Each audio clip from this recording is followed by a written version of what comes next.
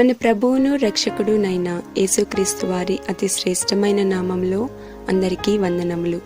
రోజుకు ఒక మిషనరీ జీవిత చరిత్రలో ఈరోజు మనం చూడబోచున్నది ఇవాన్ జాన్ రాబర్ట్స్ యొక్క జీవిత చరిత్ర. జననం 8/6/1878, మరణం 29/1/1951, స్వస్థలం వేల్స్లోని లౌగర్, దేశం యునైటెడ్ కింగ్డమ్, దర్శన స్థలము యునైటెడ్ కింగ్డమ్. కాల్వినిస్టిక్ మెథడిస్ట్ సంఘానికి చెందిన హెన్రీ రాబర్ట్స్ మరియు హన్నా యొక్క ఇద్దరు కుమారులలో చిన్నవాడు ఇవాన్ రాబర్ట్స్. దేవుని యందు భయభక్తులు కలిగి ఉన్న ఇవాన్ క్రమం తప్పకుండా దేవుని ఆలయానికి వెళ్ళేవారు. చిన్న వయసులోనే తన తండ్రితో బొగ్గు గనులలో పనిచేయడం ఆరంభించిన అతను పిమ్మట ఒక కమ్మరిగా శిక్షణ పొందారు. పనిచేసే సమయంలో ఆ బొగ్గు గనులలోని ధూళిలో కూడా మోకరించి ప్రార్థించేవారు ఇవాన్. గనులలో పనిచేసే కార్మికుల పిల్లల కొరకు ఏర్పాటు చేయబడిన ర్యాగ్డ్ స్కూల్ అనగా పేద పిల్లల కొరకైన పాఠశాలలో బోధించిన అతను వారి ఆత్మీయ అవసరతల కొరకు కూడా సేవలందించారు. ప్రార్థనా పరులైన ఇవాన్ రాత్రులు సుదీర్ఘ సమయం తన మోకాళ్లపై గడిపేవారు. ఒక రాత్రి ప్రార్థిస్తున్న సమయంలో ఒక వింతైన వణుకు అతనిలో మొదలవ్వడంతో తనకు ఏదో అనారోగ్యం కలిగినదని అతను అనుకున్నారు. అయితే వెంటనే ఆ వణుకు తగ్గిపోయింది.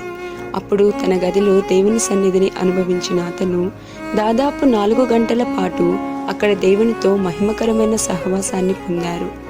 ఆ అనుభవం అతని జీవితాన్ని మార్చివేసింది. తన జీవితం పట్ల దేవుడు కలిగి ఉన్న ప్రణాళికను గ్రహించిన అతను సేవ నిమిత్తమైన అభ్యాసం కొరకు 1904 సంవత్సరంలో న్యూ కాజల్ ఎమ్లిన్ కళాశాలలో చేరారు. సేత్ జాషువా యొక్క సేవా కార్యక్రమానికి అతను హాజరైనప్పుడు దేవుని ఆత్మ ద్వారా లోతుగా కదిలించబడ్డారు. తద్వారా అతను 1904 సంవత్సరం నవంబర్ మాసం నుండి 1906 సంవత్సరం జనవరి మాసం వరకు వరుసగా ఉజ్జీవ సభలను నిర్వహించారు. పాపం యొక్క ఒప్పుకోలు, విశ్వాసంను అంగీకరించుట, పరిశుద్ధాత్మకు సంపూర్ణ విధేయత చూపించుట మొదలగు అంశములపై అతని ప్రసంగములు కేంద్రీకృతమై ఉండేవి. ఇవాన్ యొక్క పరిచర్య ద్వారా వేల్స్ ప్రాంతంలో బలమైన ఆత్మీయ మేల్కొలుపు కలుగగా వేలాది మంది మారు మనసు పొంది సంఘములో చేర్చబడ్డారు.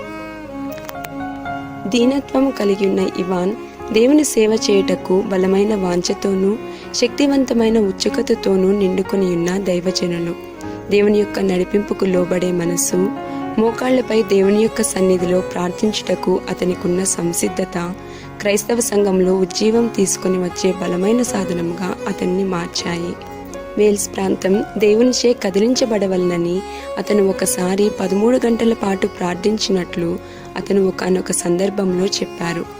అనేక కవితలు మరియు కీర్తనలను కూడా రాసిన ఇవాన్ తన జీవితం యొక్క ఆఖరి సంవత్సరములను దేవుని సన్నిధిలో ప్రార్థనా విజ్ఞాపనలు చేయుటకు అంకితం చేశారు. ప్రియమైన వారలారా, మీ యొక్క ప్రార్థన మరియు సేవా పరిచర్యలు ఇతరుల్లో ఆత్మీయ ఉజ్జీవాన్ని కలిగిస్తున్నాయా? ప్రభువా, నా కుటుంబము, సమాజము మరియు ఆత్మీయ సంఘములలో ఉజ్జీవం తెచ్చే సాధనముగా నేను ఉండునట్లు మొదట నాలో ఉజ్జీవాన్ని కలిగించు.